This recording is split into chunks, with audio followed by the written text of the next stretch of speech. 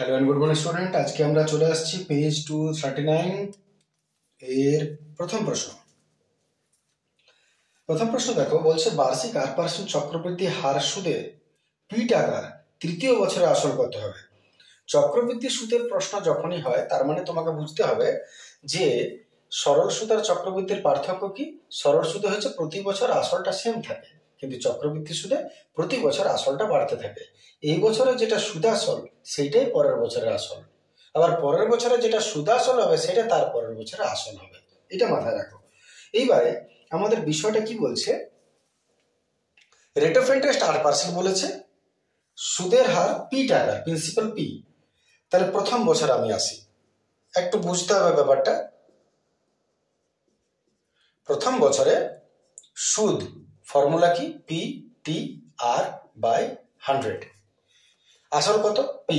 টি কত, 1 বছর বলেছে। আর কত, আরই বলেছে। তাহলে যদি এর সুদ বার করি তাহলে কত হবে, পিটি আর বাই 100ই হবে। এটা হলো সুদ। তাহলে প্রিন্সিপাল কত বলেছে, পি টাকাই। তাহলে এতে প্রথম বছরের সুদ আসলটা কত হবে তুমি ভাবো। প্রথম বছরের সুদ আসল হচ্ছে পি প্লাস আই। তাহলে পি হলো এটা আর আই হলো এটা। আচ্ছা সরি, টিটা তো 1 বছর, টি বলেছে 1 বছর, তাহলে এটা 1ই হলো। তার মানে পি আর বাই 100 টাকা। ঠিক আছে। তাহলে এখানে প্রথম বছরের সুদ আসল কত হচ্ছে, পি প্লাস আই। তাহলে পি হলো পি আর আই হলো পি আর বাই 100, এত টাকা। আচ্ছা, প্রথম বছরে যেটা সুদাসল দ্বিতীয় বছরে সেটাই আসল। তাহলে দ্বিতীয় বছরে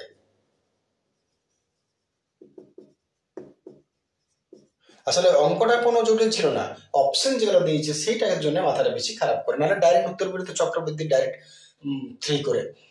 দ্বিতীয় বছরে আসল কত, দ্বিতীয় বছরের আসল হচ্ছে যেটা প্রথম বছরের সুদ আসল, তার মানে এইটা।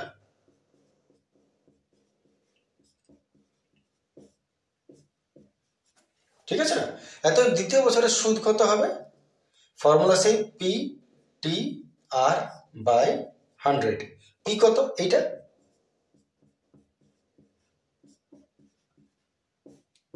টি কত, 1। আর কত, এইটা। আর সেই আরই আছে, পিটিআর বাই 100। দেখে নাও, পি টি মানে 1 বছর, ওটা লিখলাম না আর, তারপর R by 100, P T R by 100। ঠিক আছে না। এটা হলো দ্বিতীয় বছরের সুদ। তাহলে দ্বিতীয় বছরের সুদ আসল কত হবে, আসলের সঙ্গে যোগ, আসলের সঙ্গে সুদটা যোগ করবো, এটা হচ্ছে আসল, P plus P R by 100 plus সুদটা P plus P R by 100 into R by 100। এটা হলো তৃতীয় বছরের সুদ আসল। প্রশ্নটা পড়ে দেখাও, বলেছে তৃতীয় বছরের আসল কত। তৃতীয় বছরের আসল কোনটা হবে, যেটা দ্বিতীয় বছরের সুদ আসল সেইটাই তৃতীয় বছরের আসল, এত তৃতীয় বছরের আসল।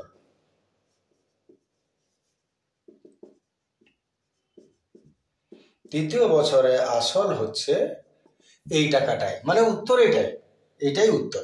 এবার এটাকে অপশনটাকে মেলাবার জন্য, অপশনটা একটু ভুল দিয়েছে প্রশ্নটা, এটার থেকে পি কমন যাচ্ছে। পি দেখো এখানেও আছে, এখানেও আছে, এখানেও আছে, এখানেও আছে। তাহলে পি কে আমি কমন এনেছি, পড়ে কি থাকবে দেখো, 1 প্লাস আর বাই 100 প্লাস এখান থেকে পি বেরিয়ে গেছে 1, এখানেও পি বেরিয়ে গেছে আর বাই 100, আর এখানে তো দরকার নেই, গুণের সম্পর্ক আছে তাই বেরিয়েছে। এইটা, এই অপশনটা হবে। তাহলে এখানে দেখতে গেলে আমাদের ডি এর অপশনটা হবে, কোনোটি নয়, কোনোটার সঙ্গে মিলছে না, যার জন্য অপশনটা আমাদের এখানে ডি এর অপশন হবে। অপশন ডি, কোনোটি না। আর না হলে তুমি যদি সিটা, যেমন বইয়ে সি দিয়েছে অপশনটা দেখলাম, তাহলে সেখানে পিটা প্রিন্টিং মিস্টেক, এটা এখানে হবে। চলে আসছে পরের প্রশ্ন।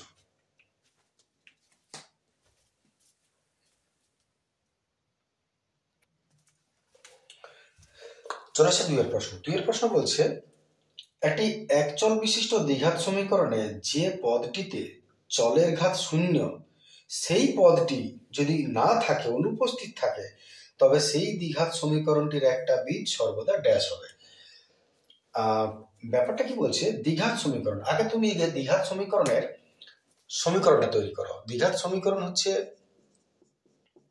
X square plus b x c plus b x plus c সমান 0। এটা হচ্ছে দ্বিঘাত সমীকরণ। এর যে পদটিতে চলের ঘাত শূন্য, আচ্ছা এর কোন পদটায় চলের ঘাত শূন্য? চলের ঘাত শূন্য হচ্ছে শেষেরটা। কারণ এইটাকে তুমি যদি ভালো করে দেখো তাহলে এটা আসলে এইরকম বটে। এখানে এক্স দুটা, এখানে এক্স একটা, আর এখানে এক্স নাই। নাই মানে কত? 0। এইটা শেষেরটা নাই মানে 0। এবার এক্স টু পাওয়ার 0 মানে কত? 1। তাই সি একে সি লেখা হয়, এত সব লেখা হয় না। তাই যদি তোমাকে বলে যে পদটায় ঘাতের মান 0, যে পদটিতে চলের ঘাত শূন্য, তাহলে কোন পদটিতে চলের ঘাত শূন্য? এই পদটা চলের ঘাত শূন্য, ঠিক আছে? সেই পদটা যদি অনুপস্থিত থাকে, এটা যদি না থাকে, তবে সেই দ্বিঘাত সমীকরণটার একটা বীজ সর্বদা কি হবে? তার যদি এটা না থাকে তাহলে একটা বীজ কি হবে? মনে করো এটা যদি না থাকে তাহলে একটা বীজ কি হবে? আমাদের ইকুয়েশনটা কি দাঁড়াচ্ছে? এক্স স্কোয়ার প্লাস বিএক্স সমান 0 দাঁড়াচ্ছে।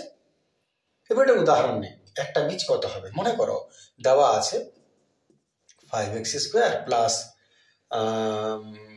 মনে করো 8x সমান 0, সাপোজ এটা দেওয়া আছে। তাহলে তুমি অঙ্কে কি করো, এখান থেকে কমন যাবে, x কমন গেল, 5x প্লাস 8 রইল, বিচে দুটো মান বেরোবে, একটা x সমান 0 আর একটা এটা সমান 0। এবারে দেখো প্রশ্ন তো বিভিন্ন রকমের মান থাকবে, বিভিন্ন কিছু হবে, 3, 6, 2, 8 বহুত কিছু। তাহলে এটা একটা হবে, কিন্তু এইখানে কিন্তু মানটা সবসময় 0 হবে। এক্স এর মান একটা বীজ সবসময় 0 হবে। যাই থাক, যদি এই দুটো থেকে কমনও যায়, মনে করো 3, সেটাও তো বাই হয়ে 0 হয়ে যাবে। তাহলে একটা মান অবশ্যই 0 হবে যদি এই 0-র ঘাতটা যদি অনুপস্থিত থাকে। তাহলে একটা বীজ সর্বদা ড্যাশ হবে, একটা বীজ সর্বদা শূন্য হবে। ডি একটা। আশা করি বুঝতে পেরেছ। 3 প্রশ্ন, বৃত্তের উপর অবস্থিত কোন বিন্দুতে অঙ্কিত স্পর্শকের সংখ্যা কটি? বৃত্তের উপর অবস্থিত কোন বিন্দুতে যদি একটা বিন্দু বলি, তাহলে একটা বিন্দুতে একটা স্পর্শক অঙ্কন করা যায়। স্পর্শক এমন একটা রেখা যেটা বৃত্তটাকে স্পর্শ করে পেরিয়ে চলে যাবে, না ঢুকবে না উঠবে। তাহলে এটা বাদ দিয়ে যদি আরো কোনো স্পর্শক অঙ্কন করতে যাও, তো সেটা হয় এখানে ঢুকে যাবে, নাহলে উঠে যাবে, নাহলে কিছু হয়ে যাবে। একটাই মাত্র রাখা যাবে, একটি। তার মানে অপশন ইয়ে। 4টা, একটি ঘনকের কর্ণের দৈর্ঘ্য ঘনকটির একটি তলের কর্ণের দৈর্ঘ্যের কত গুণ? এটা ঘনকের কর্ণের দৈর্ঘ্য। ঘনকের কর্ণের দৈর্ঘ্য মনে করো এটা লুডোর ছক্কা ঘনক। এর কর্ণ কোনটাকে বোঝাবে? এর কর্ণ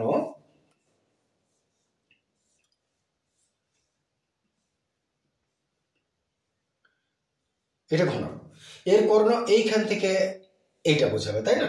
তাহলে একটা ঘনকের কর্ণের ফর্মুলা হচ্ছে √3 ইন্টু বাহু।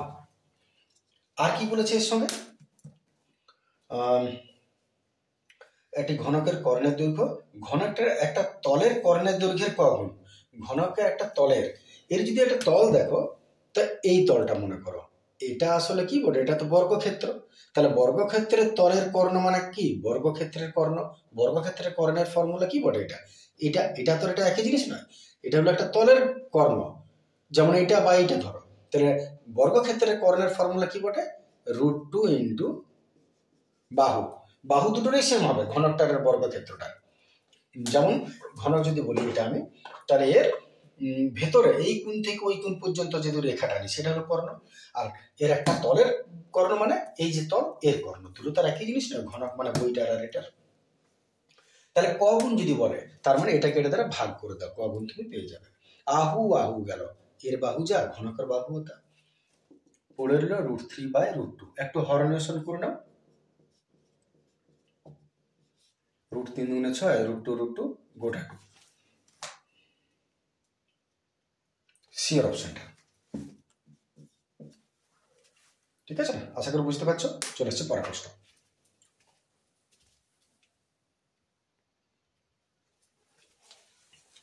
চলে আসছে 5-এর প্রশ্ন। 5-এর প্রশ্ন বলছে যে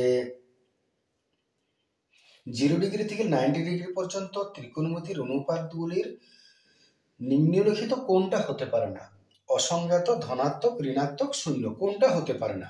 তাহলে 0 ডিগ্রি থেকে 90 ডিগ্রি মানটা পেজ 299 তোমরা আছে, 299 ছকটা তোমরা সবাই জানো এতদিনে। তো এই যে মানটা দেখতে পাচ্ছ, এটায় ধনাত্মকতা আছে, সবই ধনাত্মক, অসংজ্ঞাত আছে, নাই কোনটা ঋণাত্মক, কারণ কোথাও মাইনাস সাইন তুমি পাবে না। যার জন্য এখানে কোন অপশনটা হবে? অপশনটা হচ্ছে ঋণাত্মক। অসংজ্ঞাত, ধনাত্মক, শূন্য সবই আছে, একমাত্র নাই ঋণাত্মক। তাহলে এটা সি এরটা ঋণাত্মক। ঠিক আছে। 6 নম্বর প্রশ্ন। মোট ছাত্রছাত্রীর সংখ্যা 84 জন। ছাত্রছাত্রীদের প্রাপ্ত নম্বরের বিভাজন নিম্নরূপ দিয়ে দিয়েছে। মধ্যমা শ্রেণীর দৈর্ঘ্য বার করতে বলেছে। আচ্ছা, এটা প্রাপ্ত নম্বর একটা 0 to 10 দিয়েছে, 10 to 30 দিয়েছে, 30 to 60 দিয়েছে, 60 to 70 দিয়েছে, 70 to 90 দিয়েছে। মধ্যমা শ্রেণী বার করতে বলেছে। মধ্যমা শ্রেণীর দৈর্ঘ্য, মধ্যমা শ্রেণীর দৈর্ঘ্য এটার বিশেষ কিছু দরকারই তো নাই তোমার। কটা আছে? 1টা 2টা 3টা 4টা 5টা। মাঝে কোনটা পড়ছে দেখো, 1 2 3, 1 2 3 মধ্যমা শ্রেণী। এটা শ্রেণীর দৈর্ঘ্য কত হবে? এটার পার্থক্যটা দেখো, 60 - 3 সমান হচ্ছে 30। যদি এটা গ্যাপ থাকতো তাহলে এটাকে তোমার ভাবতে হতো যে এখানে 30 শেষ হলো, 29 শেষ হলো, তাহলে তোমাকে কমাতে বাড়াতে হতো। কিন্তু যেহেতু কোনো গ্যাপ নেই, তাহলে তুমি ডাইরেক্ট বিয়োগ করে দাও, যত হচ্ছে তত। Option C. শুরু করে আমরা 2 এর ভিতর।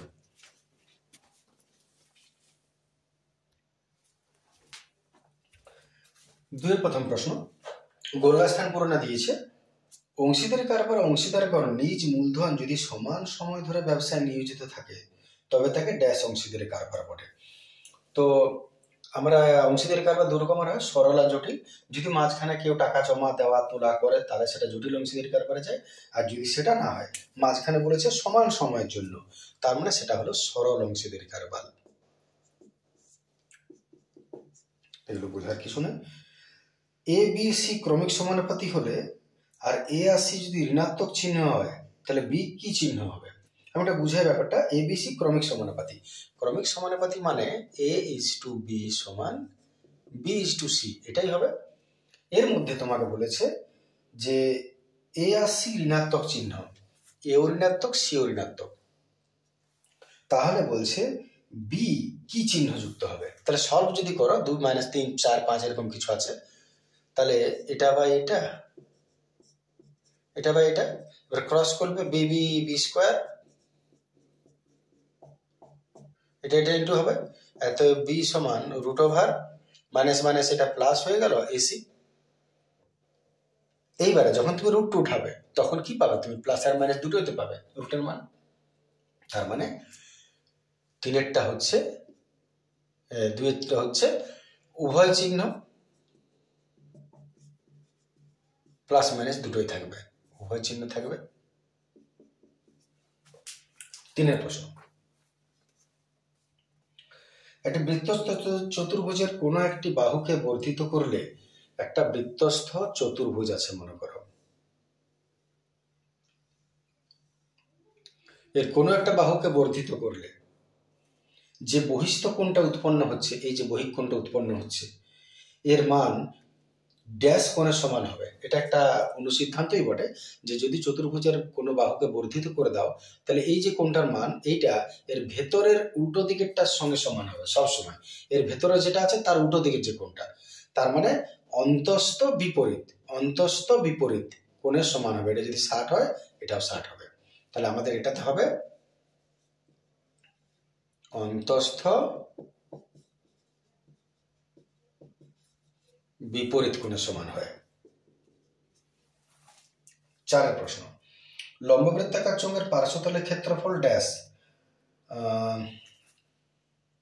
চোঙের বৃত্তাকার তলের পরিধি ইন্টু এইটা বলেছে।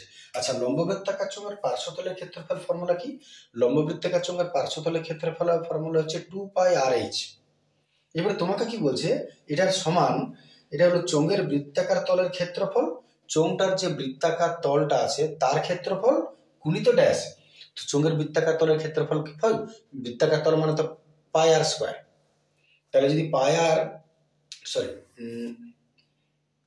পরিধি বলেছে, পরিধি তার মানে 2πr, বৃত্তাকার তলের পরিধি 2πr, তাহলে এর মধ্যে বৃত্তাকার তল 2πr হয়ে গেল, গুণিত কি আছে h, তাহলে এর উত্তরটা কি হবে h। ঠিক আছে না? বৃত্তাকার তলটা গুণিত ড্যাশ, বৃত্তাকার তল মানে তো 2πr, তাহলে 2πr বাদ দিলে আর কি রইল, গুণিত h রইল। আশা করি বুঝতে পেরেছ। চলে আসছে পরের প্রশ্ন।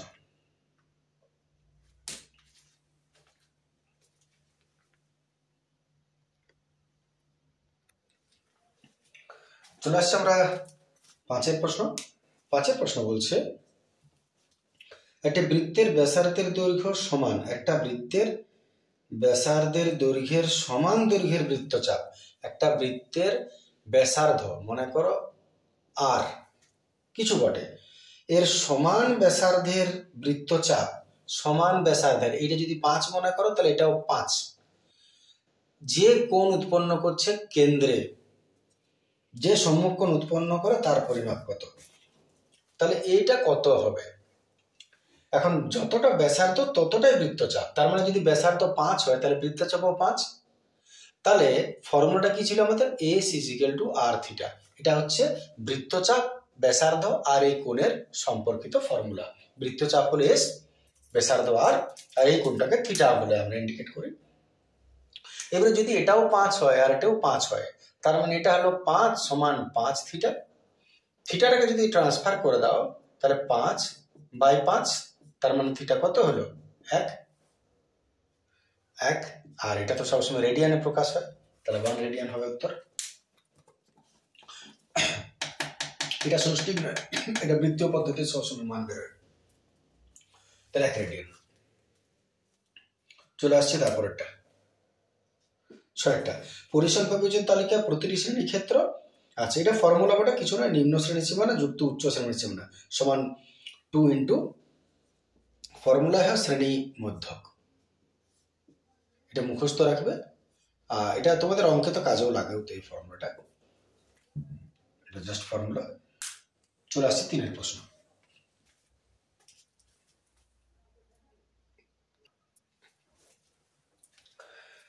চলে আসছে আমরা 3 প্রথম প্রশ্ন। টাকলফ হলো ট্রু ফলস, সত্য মিথ্যা, মিস্টেক হয়ে গেল। প্রশ্ন বলছে, প্রথম প্রশ্নটা বলছে বার্ষিক 8% সরল সুদের হারে 100 টাকার 1 বছরের সুদ আসলের এত অংশ। দেখা যাক, শেষেরটা সত্য মিথ্যায় কখনো দেখবে না, তুমি প্রথমেরটা দেখো। বার্ষিক 8% সরল সুদের হারে 100 টাকার 1 বছরের সুদ কত হবে? তাহলে বার্ষিক r% দিয়ে দিয়েছে, 100 টাকার প্রিন্সিপাল হচ্ছে 100 টাকা, 1 বছর সময় হচ্ছে 1 বছর, কত হচ্ছে? সুদটা দেখি, সুদ কত হচ্ছে? p/100, p হয়ে গেল 100, t হয়ে গেল 1, আর হলো 100, ইহা গেল আর টাকা, সুদ হলো আর টাকা। এটা তুমি পেলে। এবার প্রশ্ন তোমার কি বলছে দেখো, 100 টাকার 1 বছরের সুদ হবে আসলের r/, অংশ। দেখা যাক হচ্ছে কিনা। প্রশ্ন বলছে যে সুদটা হবে আসলের r/100, ঠিক তো? দেখা যাক আসল কত? 100, 100 এর r/100, গোগলা গেল, আর রইল, দেখো না, সমান হলো দুটো, নিশ্চয়ই সমান হলো। সুদ যা আসলের 1/100 সত্য, তার মানে টি ফর টাকলু। নাম্বার 2,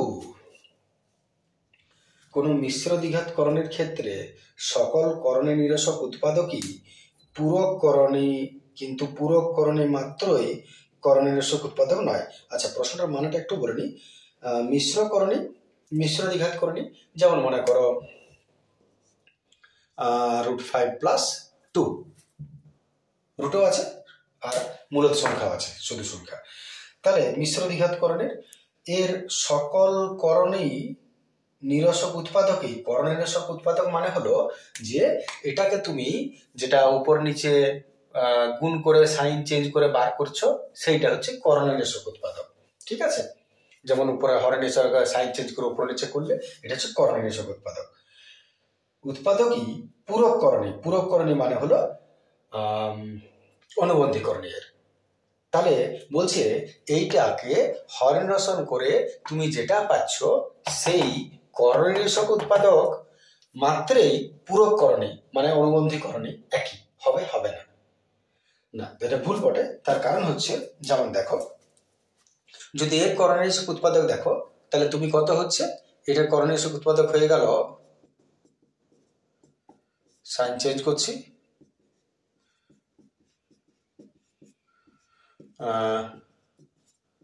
এটা হবে স্কোয়ার 5 থেকে 4 মানে 1 মানে √2 মাইনাস √5 - 2, এইটা √5 - 2, √2 এর √5+2 এর করণীয় √5 - 2, কিন্তু এটা আর অনুবন্ধীকরণে নয়, কারণ অনুবন্ধীকরণে কি হয়, এটা মাইনাস। তাহলে সবসময় যেটা আসবে তা নয়, এটা ভুল। T4 টাকলু, সরি, এরপর ফোগলা। 3 নম্বর, কোন বৃত্তের একাধিক জ্যা কেন্দ্রে সমান কোণ উৎপন্ন করলে, কোন বৃত্তের একাধিক জ্যা কেন্দ্রে সমান কোণ উৎপন্ন করলে জ্যাগুলি সর্বদা পরস্পর সমান্তরাল হয়। আচ্ছা, ছবিতে বোঝা যাক। বৃত্ত, কোন বৃত্তের একাধিক জ্যা কেন্দ্রে সমান কোণ উৎপন্ন করছে। দেখো, এখানে একটা জ্যা মনে করে দিলাম, এখানে একটা জ্যা মনে করে দিলাম, এরা তো নিজের নিজের কেন্দ্রে একটা করে কোণ উৎপন্ন করবে। এই কোণটা উৎপন্ন করলো, এই কোণটা উৎপন্ন করলো। তাহলে ভাষাটা আবার পড়ছি, কোন বৃত্তের একাধিক জ্যা কেন্দ্রে সমান কোণ উৎপন্ন করছে। এটাও মনে করো 30 ডিগ্রি করলো, এটাও 30 ডিগ্রি করলো। তাহলে জ্যাগুলি সর্বদা পরস্পর সমান্তরাল। তাহলে জ্যাগুলো সর্বদাই পরস্পর সমান্তরাল হবে। ঠিক না ভুল? না, ভুল। তার কারণ জ্যার দৈর্ঘ্য যদি সমান হয় তাহলে কেন্দ্রে সমান কোণ উৎপন্ন করবে, কিন্তু তার মানে নয় যেটা এরকম ভাবেই হবে। এটা মনে করো 5 সেমি জ্যা, এটাও 5 সেমি জ্যা, তাই এরা 30 ডিগ্রি কোণ উৎপন্ন করলো। কিন্তু এখান থেকে তো একটা যদি 5 সেমি জ্যা তুমি টেনে দাও, এখানেও যদি 5 সেমি টানো, তাহলে এর থেকে যে কোণটা তৈরি হবে এটাও 30 ডিগ্রি হবে। তাহলে এই যেটা আর এই যেটা কখনো সমান্তরাল হবে কি? না, সমান্তরাল নয়। তাহলে এটাও F ফর ফোগলু। আচ্ছা, একটু তাড়াতাড়ি করে বসাচ্ছি, যার জন্য যদি বাই চান্স কোনোটা কম বুঝতে পারো তার মধ্যেও বলবে। চলে আসছে পরেরটা। আচ্ছা, মুছি একটু।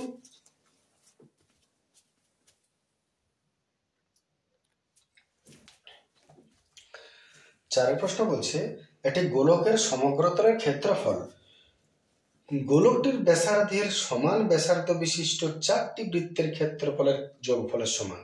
মানেটা একটু বলি। এটা গোলকের সমগ্রতলের ক্ষেত্রফল। মনে করে একটা গোলক আছে, এই গোলকটার সমগ্রতলের ক্ষেত্রফল ফর্মুলা কি? 4πr²। ঠিক আছে, ব্যাসার্ধটা মনে করি আর, 4πr² এর সমগ্রতলের ক্ষেত্রফল। এবারে বলছে যে এর যে ক্ষেত্রফলটা গোলকটির ব্যাসার্ধের সমান ব্যাসার্ধ বিশিষ্ট, এই সেম ব্যাসার্ধ বিশিষ্ট 4টা বৃত্তাকার টুকরো, এটা আর আর আর আর, এদের ক্ষেত্রফল সমান হবে। তাহলে এর যদি ব্যাসার্ধ আর হয়, এর ক্ষেত্রফল কত হবে? πr²। এরও ক্ষেত্রফল কত হবে? πr²। এরও ক্ষেত্রফল কত হবে? πr²। বৃত্ত বটে, πr²। 4টা πr² যোগ করলে কত হবে? 4πr²। তাহলে একটা গোলকের ব্যাসার্ধের সমান ক্ষেত্রফল বিশিষ্ট 4টা বৃত্তাকার টুকরো ব্যাসার্ধ বিশিষ্ট সমান বৃত্তাকার টুকরোর যোগফলও সমান হবে। দেখতে পাচ্ছ, দুটোই সমান। তার মানে এটাও টি ফর টাকলু। 5 নম্বরে আসছি। Sine alpha by sine beta সমান alpha by beta. Sine alpha by sine beta সমান আলফা বাই বিটা। এটা সমান না, এটা সমান নয়, সমান নয়, ভাষাটা একটাই কথা, সমান নয়। কারণ এগুলো নির্দিষ্ট ডিগ্রি বটে, একটা নির্দিষ্ট কত মান, আর এটা কোণানুপাতের মান, এগুলো কোণানুপাত, এগুলোর সঙ্গে এগুলো কোনো সম্পর্ক এক হতে পারে না। তো কোনটা দিয়ে প্রমাণ তো করতে হবে। প্রমাণ করার জন্য যেমন মনে করো আলফা হয়ে গেল, যেমন মনে করো ধরি আলফা 30 ডিগ্রি আর বিটা মনে করো 45 ডিগ্রি। তাহলে অতএব sine alpha by sine beta, sine alpha হলো 30 আর বিটা হলো 45, সাইন 30 1/2, সাইন 45 1/√2। তাহলে এবার তুমি কাটাকাটি করে দেখো এদের কত হচ্ছে। যদি আমাদের কাটাকাটি করি তাহলে আমি কত পাবো, উল্টে যাবে, √2 একে √2/2, যাই হোক কিছু করে নাও। এইবারে যদি আমি আলফা বাই বিটা করি তাহলে আলফা মানে হয়ে গেল 30, বিটা মানে হয়ে গেল 20। কাটাকাটি করো, 3 10 30, 3 15, 3 2 5,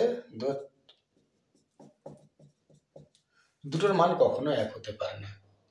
তাই জন্য এটা কোণের মান, এটা কোণানুপাতের মান, দুটো সম্পূর্ণ আলাদা, এটা সমান নয়। এটা এফ ফর ফগলু হয়ে যাবে। 6 নম্বরে বলছে তথ্যের সংখ্যাগুরু মান কখনো একাধিক হতে পারে না। সংখ্যাগুরু মান একাধিক হতে পারে না তথ্যের। তো সংখ্যাগুরু মান আমি যদি উদাহরণ দিই, হতেই পারে একাধিক, প্রচুর হতে পারে। যেমন 2 3 6 3 6 2 7 5 3 6, মনে করে এরকম আছে। তো তুমি দেখো সংখ্যাগুরু মান কাকে বলে, সংখ্যায় সবচেয়ে বেশি জোড়া থাকবে সেটা সংখ্যাগুরু মান, এটা ঠিক আছে। সংখ্যায় বেশি সব থেকে 2 কটা আছে, 1টা 2টা, 3 কটা আছে, 1টা 2টা 3টা, 3 আছে 3টি, 6 কটা আছে, 1টা 2টা 3টা, 6 কটা আছে, ওটাও 3টা, সব থেকে বেশি আছে 3টা করি, সেটা কি একটা করে কি একটাই কি না, 2টা 3টা হতেই পারে। যেমন 3 এখানে আর 6, 3টা আছে বেশি। তাহলে এইরকম এটা সংখ্যাগুরু মান একাধিক হতে পারে, তাই জন্য এটাও এফ ফর ফোগলা। একাধিক হতে পারে না বলেছে, হ্যাঁ, তাহলে এফ ফর ফোগলা। ঠিক আছে, এটা এত রইল ভিডিওটা। নেক্সট ভিডিও এর পরে আসবে। Thank you, good day.